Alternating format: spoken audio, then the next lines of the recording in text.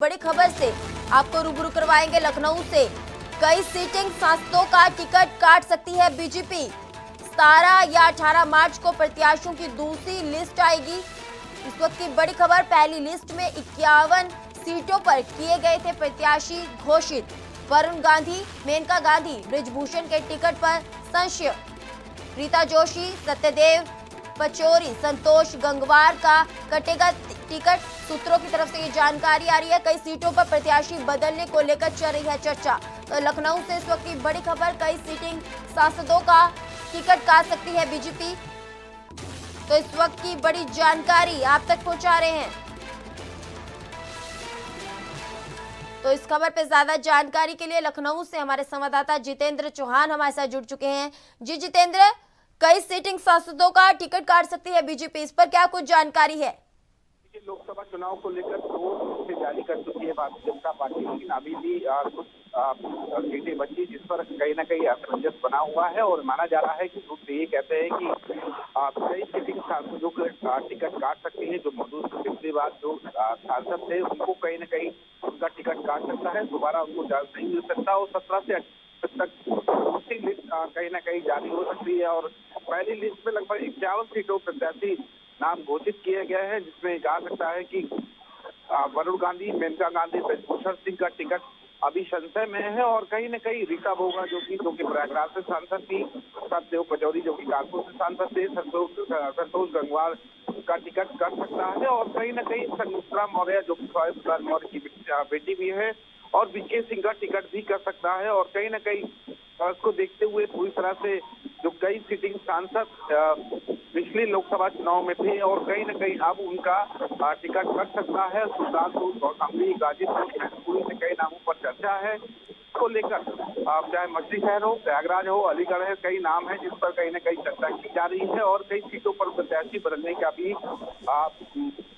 मामला जो है वो चल रहा है। और जो मौजूदा समय जो सीटिंग सांसद थे उनके टिकट कट सकते हैं। और माना जा रहा है इसमें कई नाम है, रीता बोगा जो कि सत्यदेव पचौरी, संतोष गंगवार है, संगमित्रा मौर्य है, वीके मौर्य है, इन सभी का कहीं न कहीं टिकट काटा जा सकता है। और इसको लेकर जल्दी संशय दूर हो जाएगा। फिलहाल अभी संशय है और लिस्ट जब तक नहीं आती, दूसरी लिस्ट आने के बाद तस्वीरें और साफ हो पाएंगी। जी जितेंद्र, जो ये सीटिंग सांसदों के टिकट काटे जा रहे हैं बीजेपी की तरफ से, इसका कारण क्या है? क्या बीजेपी नए चेहरे लेकर आना चाहती है? देखिए, नए चेहरे के साथ साथ सभी को मौका देने के लिए भारतीय जनता पार्टी प्रयासरत है। और भारतीय जनता पार्टी हमेशा इस बात को कहती है कि कब किस कार्यकर्ता को कहाँ से मैदान में उतारा जाए, ये तस्वीरें साफ नहीं होती है। लेकिन सभी को मौका दे, जो सबका साथ सबका विकास से बात करती है, उसको लेकर भारतीय जनता पार्टी इस लोकसभा चुनाव में किसी प्रकार की कोई कोट कसर नहीं छोड़ती। जहाँ विपक्षी गठबंधन इंडिया गठबंधन है तो एनडीए गठबंधन आमने सामने है, और किसी प्रकार की कोई भी चूक भारतीय जनता पार्टी नहीं जाती है। और इसीलिए शायद जो कुछ टिकट है सांसदों के, जो मौजूदा सांसद है उनके टिकट काटे जाते हैं। जी बहुत बहुत शुक्रिया जितेंद्र, हमारे साथ जानकारी साझा करने के लिए।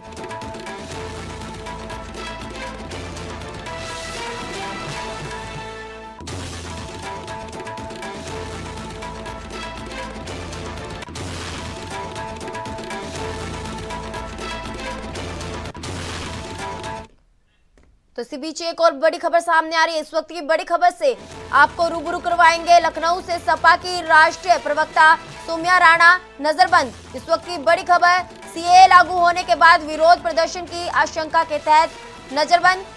वह सीए के विरोध में और बड़ा आंदोलन करेंगी। राणा का यह बयान। आज जुमे की नमाज को लेकर अलर्ट पर है पुलिस।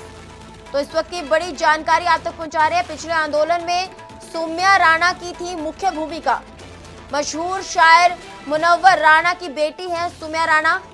इस वक्त की बड़ी खबर, सपा की राष्ट्रीय प्रवक्ता सौम्या राणा नजरबंद। सीए लागू होने के बाद विरोध प्रदर्शन की आशंका के तहत नजरबंद। वह सीए के विरोध में और बड़ा आंदोलन करेंगी। राणा की तरफ से बड़ा बयान सामने आया। आज जुमे की नमाज को लेकर वहीं पुलिस पूरी तरह से अलर्ट है। पिछले आंदोलन में सौम्या राणा की थी मुख्य भूमिका।